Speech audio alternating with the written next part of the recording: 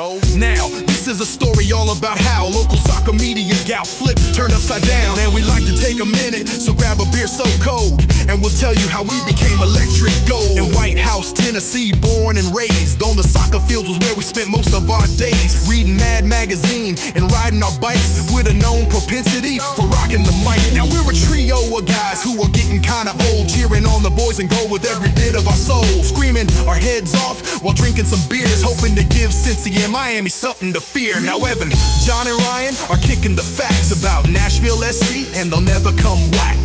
If anything, we can say the show is rare. Acoustic blue and electric gold, the only colors we wear. We pull up Degoties about 7:38, and we yell to the refs, yo home, smell you later. We look at the castle, we feeling so bold. We sit on our thrones, we're electric gold.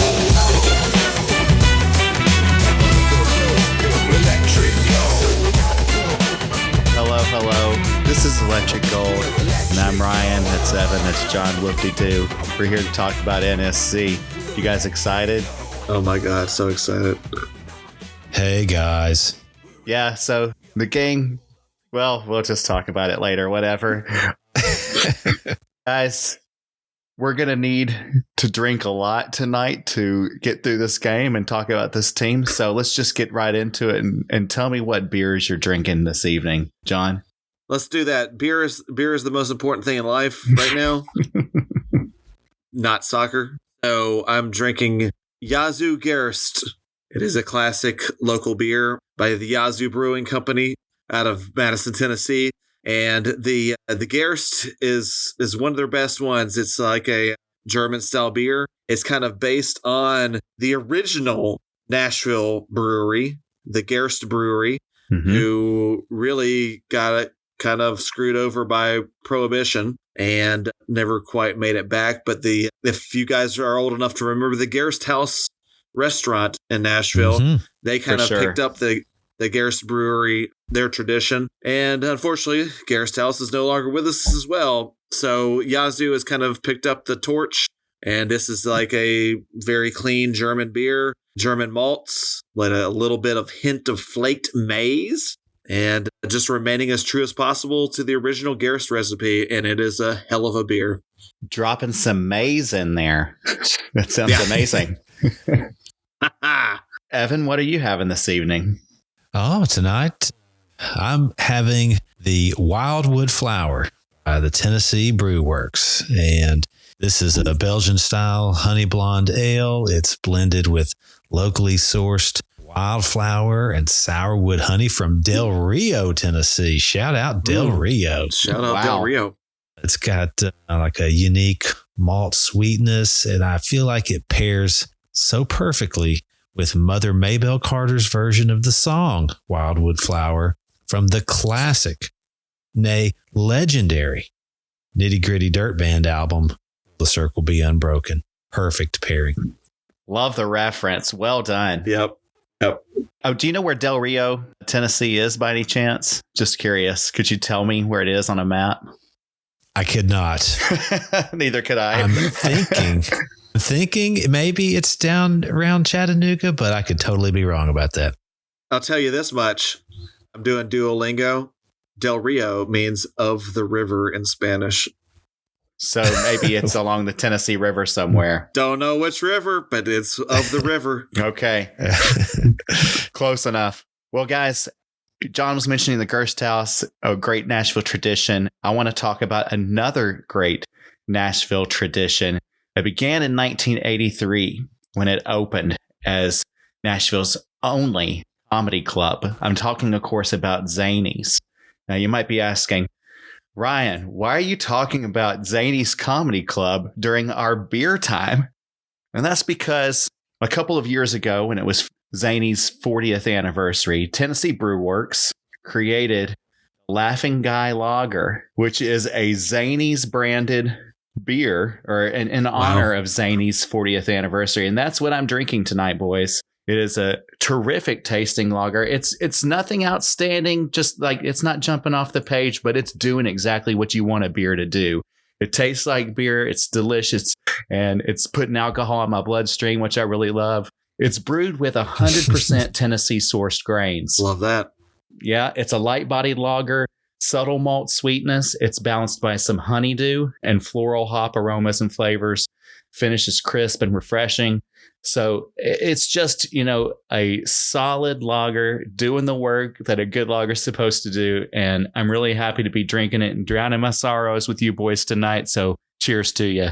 Cheers, boys. Cheers, boys. Before I get into the weekend review, I think I texted this to you guys during the game. So we were watching it, came to halftime, already not going well. I was watching the game upstairs and I went downstairs and my wife and daughter were in the middle of watching the movie Sideways.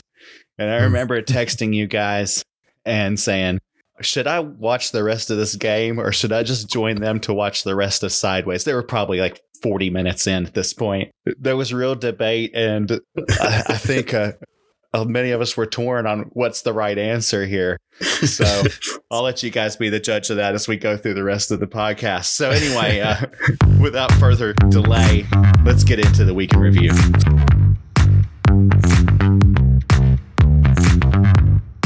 It was deja vu all over again for the boys in gold as they traveled north to take on the Red Bulls of New York last Saturday night. Despite their revamped roster, it didn't take long for Nashville to find themselves in the same place they've previously been, which is to say, playing from behind. In just the 7th minute, a frantic sequence littered with ricocheting ball and out-of-position defense led to the first MLS goal from the Red Bulls' young forward Mohamed Sofo. The Red Bulls stayed on the attack and dominated possession for much of the first half, and in the 30th minute, it was the Swedish national team star Emil Forsberg who struck a beauty of a ball past Joe Willison into the corner of the goal. Nashville entered halftime down what seemed an insurmountable 2-0. But there was some light shined on NSC in the second half. In the 58th minute, youngsters Wyatt Meyer and Matt Corcoran were subbed out for Ahmed Qasem and Patrick Yazbek, and immediately the play of the visiting team improved. From that moment, Nashville generally dictated the game and held possession. They generated several chances for a score, though, converted none of them. In the end, Nashville left Jersey with a loss, but Coach B.J. Callahan had to be encouraged with the second half play of his team, especially newcomers Qasem and Eddie Tagseth. I wanted to dig into a little bit of the construction of the Erie Canal, if you don't mind. As you would. As you would.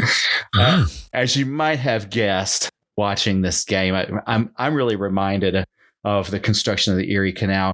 In the early 19th century, if you recall, the United States faced really significant challenges moving goods and people across the vast distances. The country was expanding. It was going beyond its roots of just the eastern seaboard and expanding into the west. And really, the country was struggling with transportation at that time. The Appalachian Mountains were a huge natural barrier and it was making overland trade expensive and slow. It was at that time that the New York governor, DeWitt Clinton, championed the idea of an artificial waterway linking the eastern seaboard to the western frontier. The idea was to boost trade, connect the agricultural Midwest to the port of New York City, lower transportation costs, and strengthen national unity, improving that east-west connection in a rapidly growing nation. At the time, building a canal of such length and scale was going to be an enormous challenge. We're talking about just between Albany and Buffalo, it was going to need to climb and descend nearly 600 feet. And this is, remember, we're in the early 1800s here, so that was not something that was going to be easily completed. Also, workers had to dig through dense forests, rocky terrains, swamps, and innovative solutions like locks and aqueducts had not been used up to that point, and not in a modern way anyway. And they had to be implemented to make this canal actually come to fruition. So they began work in 1817. It took them 8 years to complete. They built around 50 locks throughout the Erie Canal in order to manage the elevation changes. The labor during this, guys, was mostly manual, using shovels, picks, horse-drawn carts. We're not talking bulldozers and modern machinery at all. I mean, this is right at the beginning of the Industrial Revolution. So most of those types of technologies weren't even going to be thought of for 100 years. And there was no internal combustion engine. We were doing this with manual labor. Mostly immigrant workers, particularly Irish laborers, played a significant role in the workforce. It was completed on October 26, 1825. And they had a spectacular ceremony known as Wedding of the Waters, where the governor, DeWitt Clinton, he boarded the canal boat, Seneca Chief in Buffalo, rode it all the way down the canal. It carried 2 barrels of water from Lake Erie all the way to the Hudson River, and it traveled all the way to New York City, and then the lake water was ceremoniously poured into the Atlantic Ocean, symbolizing the connection between the 2 bodies of water. Cities along the route, they held parades, fired cannons, and had huge celebrations. And they fired off, I think, a total of like 81 shots. 81, 82, I forget exactly, that were fired along the canal's length, passing news of the event in sort of like a relay fashion. They didn't have like phones or internet or anything like that back then. So this was the way they communicated. The opening of the canal was through the firing of the cannons along the way. But why do I bring all of this up? Why am I talking about the construction of the Erie Canal in 1817 to 1825 when we're supposed to be talking about NSC losing a ho-hum match to the Red Bulls of New York in early February or late February? Or actually, it was beginning of March. Never mind. Doesn't matter what the date was. The reason I'm talking about this is because there are lessons to be learned here, boys. Lessons for us, lessons for our listeners, and for all NSC fans. 1, bold ideas are often mocked at first. And the Erie Canal was certainly a bold idea. At first, when Governor Clinton proposed the canal, many people laughed at the idea. They called it Clinton's Ditch and believed it was impossible to dig a 363-mile canal through dense forests and swamps and rocky terrain using only picks and shovels. But patience and perseverance can prove critics wrong.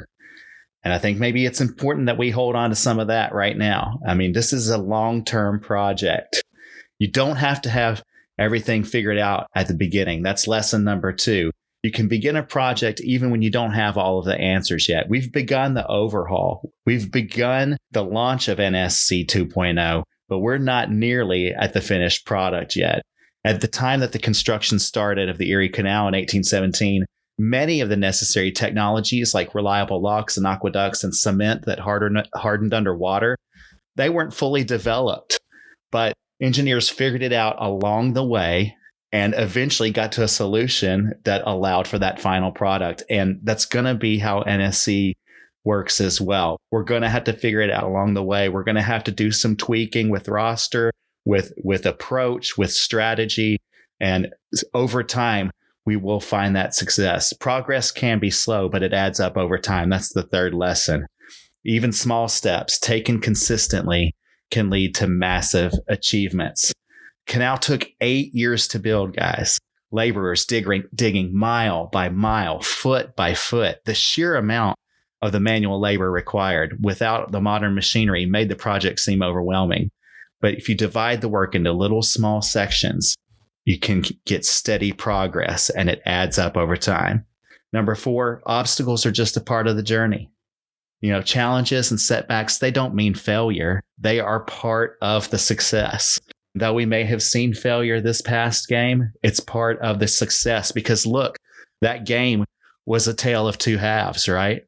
And what we saw that was working in the first half started to work and be more positive in the second half. Little by little, figuring out these obstacles, we'll find success. Sometimes the successes just take time to show their true impact. Long-term projects may not yield instant rewards, but the impact can be enormous. No one could have fully predicted how much the canal was going to transform New York City, the Midwest, and the entire U.S. economy. Within a few years, shipping costs dropped 90% in America. The canal helped turn New York City into the biggest trade hub in the world, and it sparked development of countless towns along its route. So sometimes it takes time for things to reveal their full value, just like I think this NSC team will take some time. But the most important lesson is number 6. Patience and persistence will result in game-changing results. Persistence in the face of obstacles, leading to history-making achievements. Imagine if the builders of the Erie Canal had given up after their first major challenge or setback. the U.S. economy would not be what it is today. Trade routes, even the expansion westward would have looked completely different. Instead, they stuck with it, and the world changed as a result. And that's what we have to do. That's what BJ Callahan has to do. That's what us as NSC fans have to do. Stick with it. The world is going to change. Woo! Wow. First of all, shout out DeWitt Clinton. Word Second up of all, DeWitt Clinton. You have got me fired up. Thank you. I'm glad to hear it, because last episode, I was really worried about you. I thought about you all week, Evan. I was worried. I wanted to maybe put in a phone call here and there just to kind of, like a courtesy check, make sure everything was okay. Man, I appreciate it. Well, thank you for that. And you couldn't have done anything better for me in the state that I was in than remind me of all these incredible lessons from the construction of the Erie Canal. Are you feeling a little bit more hopeful about NSC now? I am, but everything that I have prepared for the rest of the podcast is going to run completely counter to it. So this is going to be interesting. Well, maybe we should have done the Erie Canal at the end. No, that was fantastic. John, any thoughts on early 19th century canal construction? Yeah, just peace to DeWitt Clinton, man. I mean, he had the foresight. Somehow, I can't help but feel that slaves were involved in this in some way. It was in New York, so it was more immigrants than slaves. So, but like Irish people, I'm sure they were put to the grindstone. So they were pretty much treated the same way. So yeah, yeah. So anyway, yeah, that's a very inspirational, and I'm glad that you let off with it, because that's walked me back off the cliff. Yeah, I had a feeling that we were all probably pretty down from the game. So I wanted to just plant some seeds of inspiration, not just for the three of us, but for anyone that's listening and who is frustrated by the start of this season. It's going to take time. Hang in there. Let's be patient. There are certainly good things that we can talk about and get excited about. And in fact, let's do that right now. Let's do Aw Hell Yeah.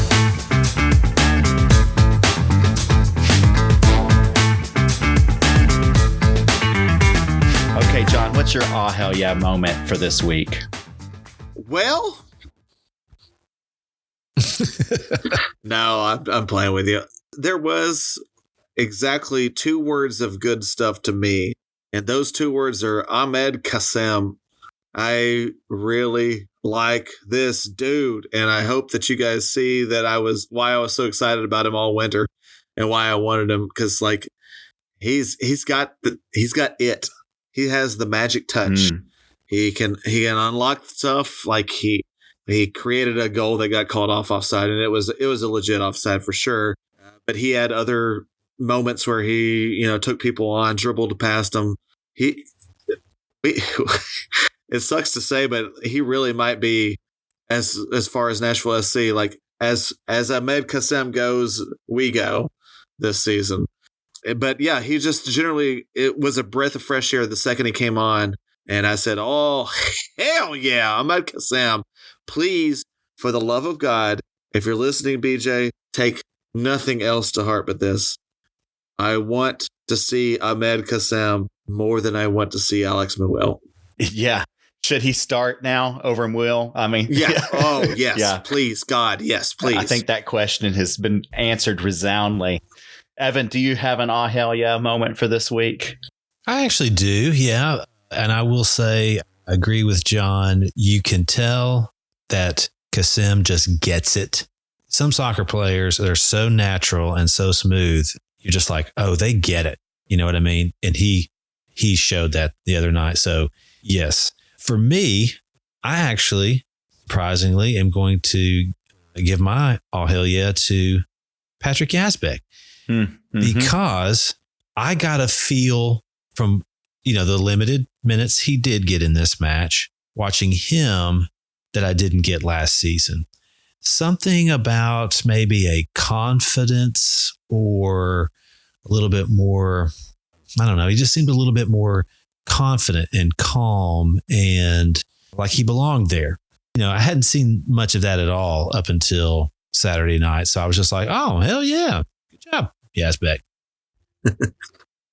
When he came in and Qasem came in, the game really did change. And I feel like if they had been playing from the start, we might have seen a totally different result. I'm excited about that. I'm excited to see our full complement of players start out. It was nice to kind of get a glimpse of Corcoran and Meyer, but they're really youngsters. They're raw. They need more development, and we need to get the pros in there sooner rather than later. So I'll tell you guys, I had several different oh hell yeah moments to select from that. I had trouble choosing, whether it be Paul Giamatti's physical acting, just the overall presence of Thomas Hayden Church and what he was doing.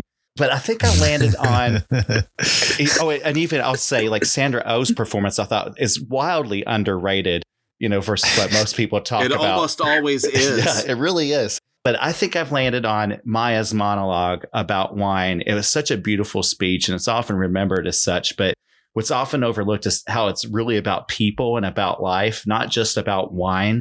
And it's basically like an existential manifesto disguised as a tasting note. So I think that, you carry through this whole movie by Paul Giamatti and his story, and then you land on this evening with him and Maya and this really tender moment. And when she gets into describing her passion for wine and everything, but you really understand that she's talking about Miles and talking about life and people. It just made me go, oh, hell yeah, Maya. Way to go. Way to do it. Virginia Madsen bringing it. So that was my oh, hell yeah moment. Love it. Right on. While there were many good things to talk about, guys, obviously there were some not so great things as well. So we might as well go ahead and pick from the pile, the litany, if you will, of not so great things and talk about our oh, hell nah moment.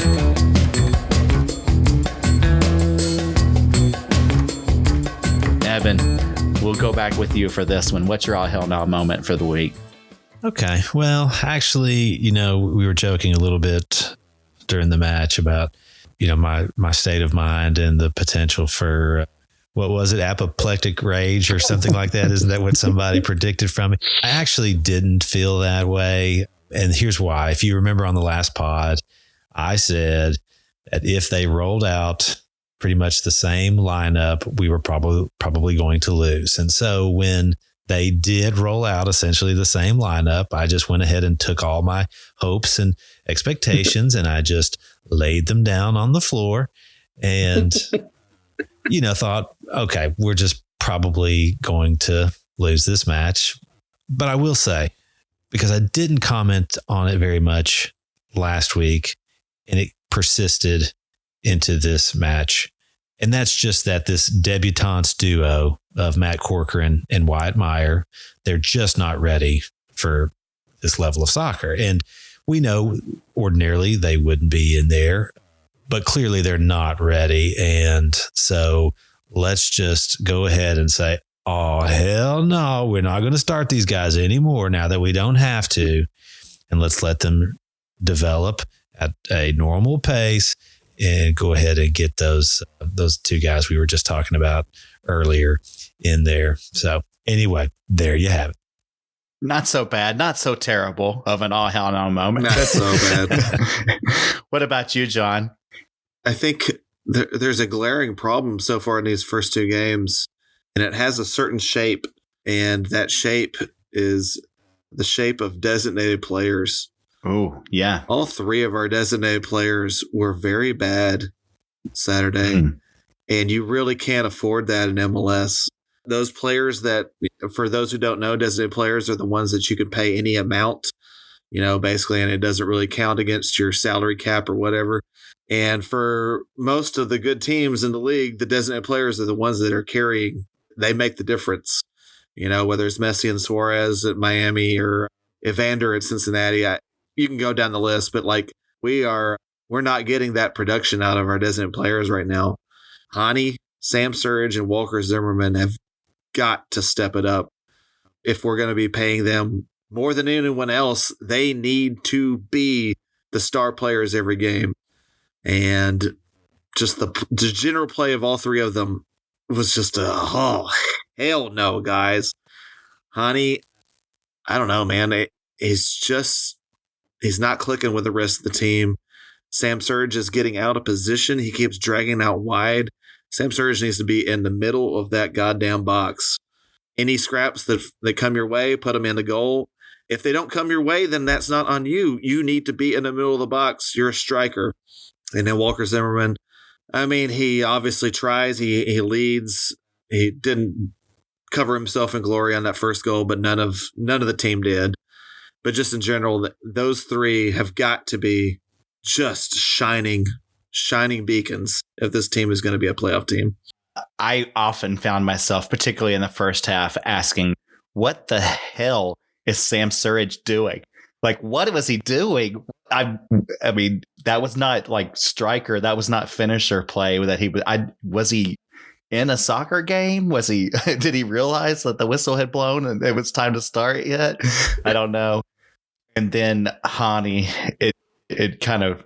it's tough to even to vocalize this, but that didn't prevent many people on Reddit and threads and on X and other places online from saying just that. It was, we need to have a conversation about Hani, and it's not going to be a comfortable one for many. But if this has been going on for a year and a half, almost 2 years now, I mean, he looked good in early 2023.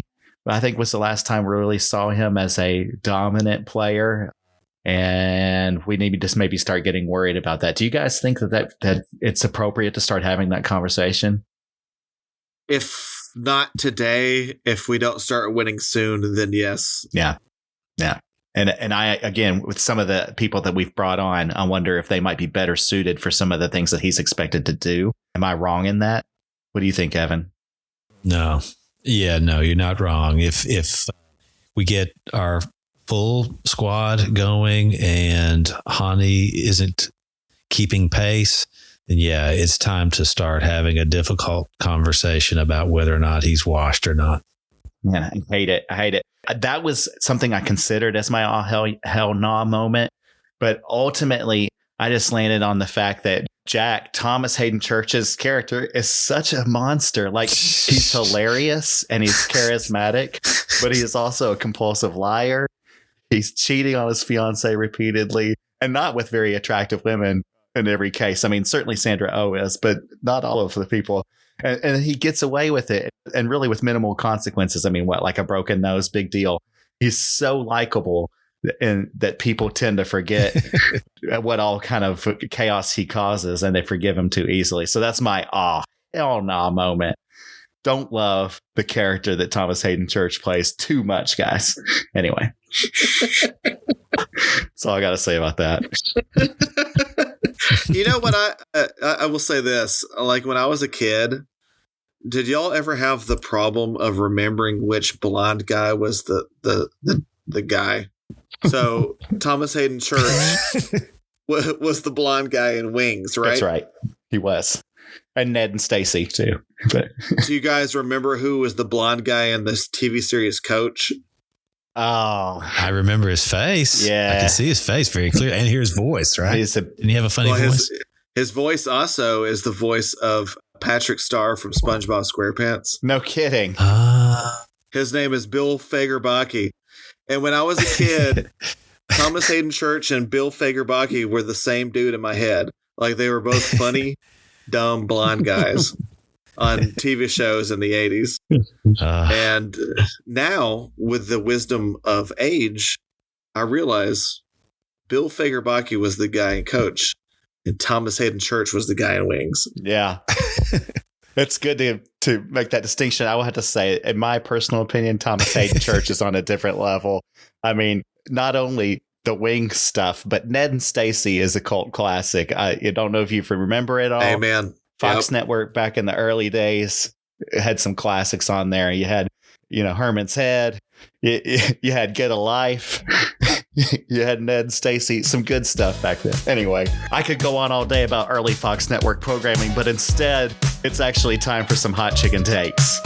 My hot chicken take is that these owners got skills to shake, entertain the crowd and get on the field.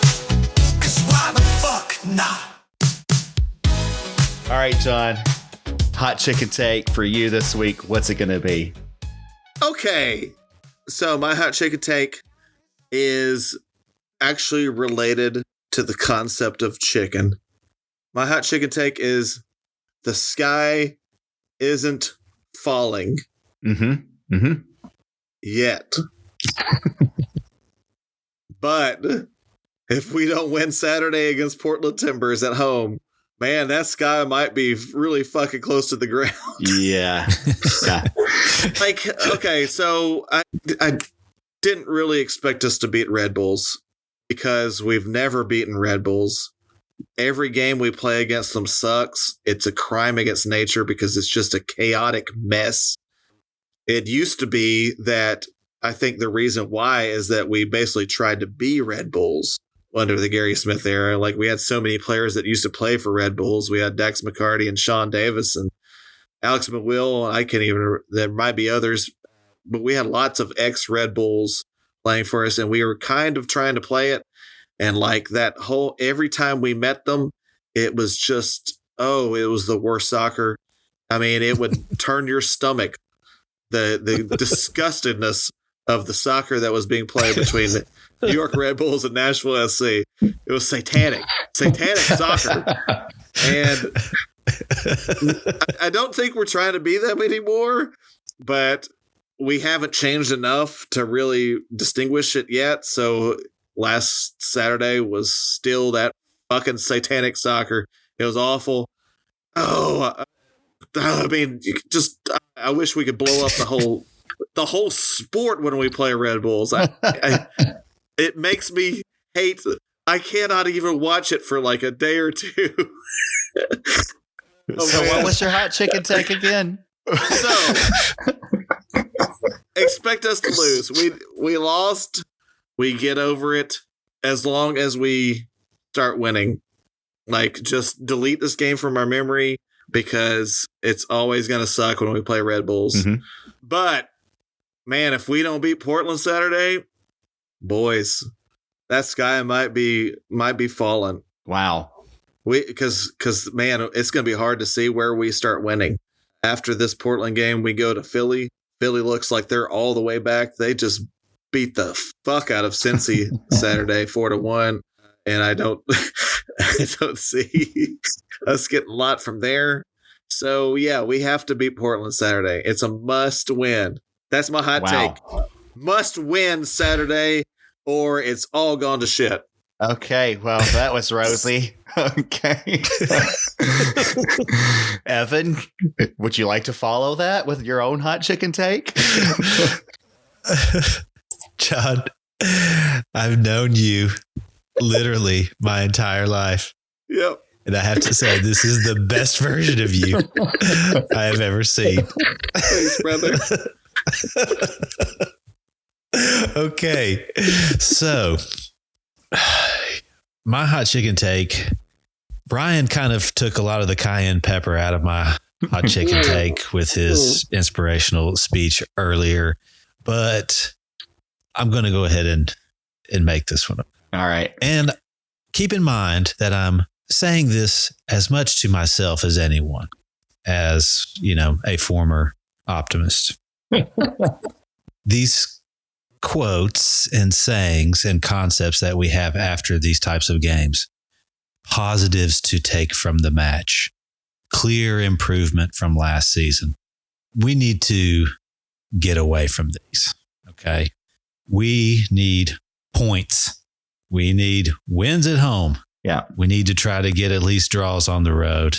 If Nashville 2.0 is going to actually be a thing, if this new system is going to succeed, we have to expect more and demand more and get more. Okay. So my hot chicken take, and again, Ryan kind of poured some milk over it, but sorry about that. It's that it's okay, buddy. I was never going to beat John this week anyway, right? We need these ideas, positives to take from the match, that sort of thing, especially after a loss or a tie at home. We got to put it to rest. Okay. We got to move past that and expect more. High standards, right? We need high standards. That's right. I thought long and hard about my hot take, and I came to the conclusion that, well, Merlot really just isn't that bad. Honestly, Miles says, and it's the infamous line from the movie, "I'm not drinking any fucking Merlot." And that one line actually tanked the Merlot business for like 20 years. But guys, it's really undeserved. The problem isn't the Merlot. It's Miles's need to feel superior and his spiraling into depression. That's the problem. Ironically, his favorite wine that he gushed all over, the 1961 Cheval Blanc, his favorite wine, it actually contains a high percentage of Merlot. Oh. All his self-pity and moral superiority, he isn't much better than Jack in terms of selfishness. He steals from his mom. He lashes out at people. He wallows in self-inflicted misery. The problem isn't the Merlot. The problem is Miles. That's my hot take. So there you go. Hot. That's spicy. Spicy, boy. All right, let's talk about soccer some more, I guess. Anyway, as you guys know, before the season started, BJ Callahan set the lofty goal that we were going to have 50 goals this season. That's what he's aiming for. I just want to point out that after the first two games, we are averaging 1.7 expected goals. And we actually have 0, right? But even if we were to stay on pace of 1.7 expected goals, and with our two games where we haven't scored any, we were on track for basically scoring 29 goals this season. Oh my God. So just as I look, Oh, that's delightful. what we had said at the beginning of the season was we were going to have this fun countdown. Every time Nashville scores a goal, we're going to count down one of our favorite things in life, movies, music, whatever it might be, memories from childhood, whatnot. So far through two games, we've been able to do 0 things. And so Nothing. Guys, do we have a new curse? The curse of the countdown? Oh my God. Oh, I didn't even think about that. Inadvertently, I think we jinxed fucked up. them. I think we might have. All right. Well, I'm not taking responsibility for any of that. These guys need to get it together. They're professionals. They're getting paid way more than me. So, yeah, figure it out. Figure it out, as they say on Letterkenny. All right, guys. Well, let's skip past the 50 goal countdown. Obviously, I spent the second half of the game watching Sideways, and I'd love to hear from you all. Let's say that the season turns south and these games are unwatchable. What are some of the best movies that you can replace for your entertainment? And if you're not going to watch the NSC game, what's some movies that you can watch instead that'll be much more fun and entertaining? Evan, you got any thoughts? Oh, I sure do. Maybe my favorite movie of all time, especially if you're talking about just having some fun and being entertained. And that is 1989's Indiana Jones and the Last Crusade. Excellent. Nice. This movie has it all. It has action and adventure and romance. It even has a little bit of an origin story. You may remember that opening scene where River Phoenix plays a young Indiana Jones. It has a fight on top of a train. It has everything you could possibly want. It has a father-son dynamic with the great and legendary Sean Connery. I would highly, especially the next time we play at Red Bulls, to watch Indiana Jones and the Last Crusade instead. Solid recommendation. I love it. Quick tangent on that. Did you catch by any chance The Fabelmans, which was the Steven Spielberg sort of quasi-autobiography movie that he made a couple years back? Not yet, but I would like to. It's really interesting because, of course, it's going through basically his entire childhood and young teenage life as he discovers his love of film. And as he starts to film things with his friends and stuff, you see the genesis of some of the scenes from his later movies and what he's doing there. And in particular, the Boy Scout stuff with Indiana Jones. You see the references there and you're like, oh, yes, now I know where that came from. So it's a fun watch. I highly recommend it. So, John, what is a movie that you would watch in place of an NSC game? Well, first of all, I have to say, Evan, you didn't point out the thing that I always remember most from Indiana Jones and the Last Crusade, NILF. Nazi. Yes. Yes, I forgot to mention. Allison Doody.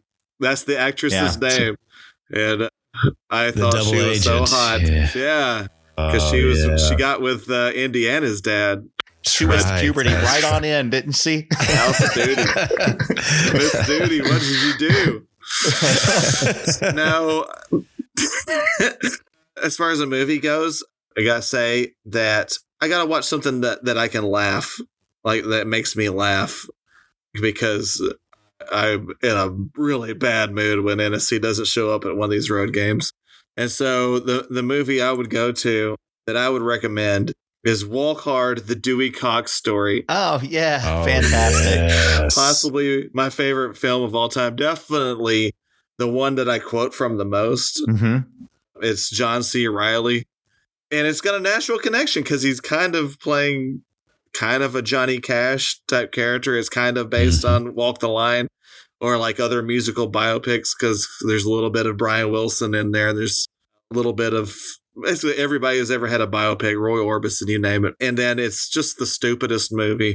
It's so funny because John C. Reilly is really one of the most absurd men I've ever seen act in a movie. But he also is an amazing singer. Like he is, if you remember the movie Chicago, he steals the show with his song in Chicago. He is a Broadway type just belter. And so the songs in Walk Hard are amazing. It's basically like if Weird Al did a movie with the Zucker brothers. That's what Walk Hard, the Dewey Cox story is. It's absurd. It's awesome. You'll sing along to it all day long. I swear to God, if you want to be happy during a Nashville SC road game, just watch Walk Hard, the Dewey Cox story. Real quick for the Spotify playlist, your favorite Walk Hard song? It is, oh my God, Let's Duet. It's his duet with Jenna Fisher. Yeah. Who plays kind of the, what's her name? June Carter Cash type character. The lyrics are super dirty, but like it's a sweet country song too. Yeah. Let's Duet. Love it. Two excellent selection, guys. I appreciate it. And the listeners appreciate it as well. This is going to help to get them through any of those tough nights where NSC just doesn't show up. So now they've got a good plan B just in case. Well, it's probably time for us to wrap this nonsense up. So I'm going to go ahead and move on to our weekend preview.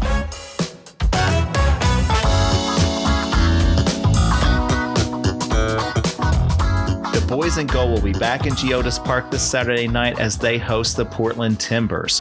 Portland opened the season losing a 4-1 rout to Vancouver before striking back for a 1-0 victory over Austin last weekend, in which their new designated player, David DaCosta, converted a free kick into the game's only score. Portland is hoping that DaCosta can replace some of the magic lost when they traded former star Brazilian midfielder Evander in the offseason to FC Cincinnati. Last season, Portland eked into the playoffs in 9th place in the Western Conference with a record of 12 wins, 11 losses, and 11 draws. Their record on the road was much less encouraging as they won only 3 times away from Providence Park while losing 8 and drawing 6 times. Nashville has their work cut out for them, though, as they have begun the season with 1 draw and 1 loss, and they find themselves in the lower half of the standings in the Eastern Conference. They'll have to hope that some home cooking will help jumpstart some scoring, as they are one of only 3 MLS teams, along with New England and St. Louis, who have not yet scored a goal this season in the first 2 weeks. We've got an interesting task ahead of us. John said in his hot take, it's a must win. You also mentioned, John, that the Red Bulls are a team that we never beat. Well, it just so happens that Portland is also a team we have never beat. We've played them only 3 times in our short history, drawn them twice, and then last year we lost pretty convincingly. I think it was 4-1. So, with all that said, what do we need to do, and what do you predict's going to happen? We'll start with you. Boy, we have to be very aggressive at the start. I think I'm not alone in this. I think a lot of Nashville people feel the same. They're kind of my second favorite MLS team. They actually, back 5 years ago when we first started in MLS, we had a tornado that came through Nashville right after our first game. And our second game was in Portland, our first ever road game. And Portland fans, they didn't have to. They got together and they donated a lot of money to Nashville to help us out. And so I think they won over a lot of people. But we can't let those feelings get in our way. We have to beat the shit out of Portland. Yeah. And we can, because Portland, I've kind of followed them ever since. They were really good for the most of last year until they absolutely fell off the face of the earth at the last month or two of the season. And they haven't really recovered. I know they won Saturday, but like they're a team we can get at. Their defense is very bad. You know, we've got the goal of 50 goals to get in the playoffs. I think they scored 70-something goals last year and barely squeaked into the playoffs because their defense is just that bad. So we have to attack. I cannot emphasize it enough. We have to attack them. We can't sit back. If we get at them early, they can be gotten. I feel we're going to win 4-2. Excellent. I'd be happy with that result. Evan, what are your thoughts on this upcoming game? Yeah, I feel very similarly. First of all, I echo what John says about Portland. I'll never forget that match. The fans even made some banners and things. I can't remember if they said Nashville Strong or something to that effect, but it was very positive. And I'm with you there, John. Second favorite MLS team in the Portland Timbers. We do have to win this match. This is a must-win match, regardless of who is available. I think we are going to have more people available. It's a very winnable game. We have to attack, like John said. And if we do go up, we cannot let off the gas. Yeah. We have to finish the job. We have to have a killer instinct. We have to win this match. And I think we are going to win this match. I think we're going to win it 2-1, and we're going to start to turn the tide of this season back in the right direction and feel much better about Nashville 2.0. Look at both of you, so positive looking ahead. Yeah, boy. All this talk about being down and being worried, and the both of you predicting wins and sunshine and roses on the other side. So, I mean, I think that my Erie Canal speech worked. I think that everybody's pumped up and ready. We're going to go and beat those guys. It's hometown game for us, and I just think that it's going to be beautiful. We're going to have a great weekend and a great Saturday night beating the pants off of Portland. So yeah, everybody's optimistic. Things are looking up. We're fine. We're good. Everything's fine. Keep calm and keep playing soccer. Okay, guys, I'm almost done with my Zanies beer, which means we need to wrap things up. Before we go, John, let the people know how they can get in touch with us. Yeah, boy, we are on X, formerly Twitter, Instagram, Facebook. We are Electric Gold NSC. Reach out to us, like us, follow us, get in our faces. Tell us everything. Tell us if you like us. Tell us if you don't like us. I don't care either way, but you'll probably make a new friend because we're cool people. Get on board the Electric Gold train because we are taking off. We are taking off, and you better get on right now. There are other NSC podcasts out there with much more professional coverage, I guess you could call it, of the team. Non-drunk coverage. Much more sober coverage. More insight. Less satanic. More access to the team. More knowledgeable commentary on the team. But there ain't nobody as much fun as Electric Gold. I'm sorry. Oh, hell no. Nope. Drop us 5 stars. Drop us a like. Say hi to us. We'd love to hear from you. Thank you, John. Thank you, Evan. It's been a great episode, and things are looking up. Everything's fine. Looking forward to this weekend with you guys. Encourage everybody out there listening. Come out to the game. Show your support for the team. Let's fill up Geodis this time. Weather's going to be a little bit better. Not as cold as the last game. Let's get out there. Let's keep rooting them on. Stay positive, keep hope alive, keep cheering them on, and keep on saying it, boys. Come on, you boys in gold. Come on, you boys in Come gold. on, you boys in gold. Under cities, neon lights, talking dreams on Friday nights, electric vibes and stories told. Come on, you boys in gold. Waves of laughter in the air, podcast pals without a care, sharing glorious thoughts out loud. Come on, you boys in gold. Waves of laughter in the air, podcast pals without a care, sharing glorious thoughts out loud. Come on, you boys in gold. Electric gold, love so bold, every tale like treasure gold, voices echo through the night. Come on, you boys in gold. Wait. Now, you folks in Portland, you're real sweethearts. We love you to death. But you're going down this weekend. Trampling on the road city. Portland's cool, so it's a pity. Hate that we have to bring you down, but Nashville's better than old Stomp Town.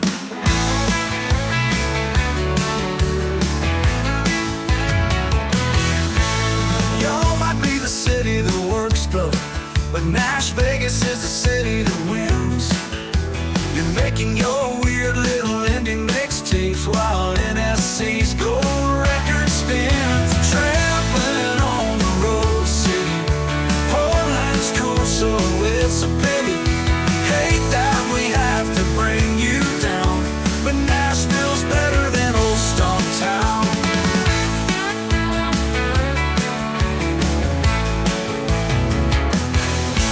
Sitting at the end of the Oregon Trail, all typhoid and broken wagon wheels.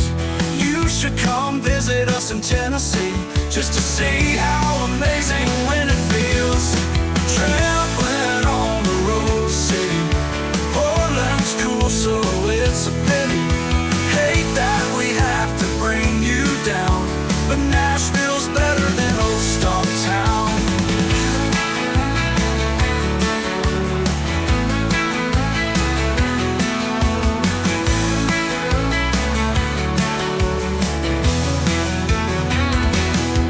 Up in Silicon Forest, you're trying to be the new California, but it ain't worked yet. We're the it city and we've got it all, like Nashville soccer, which is as good as it gets. Trampling on the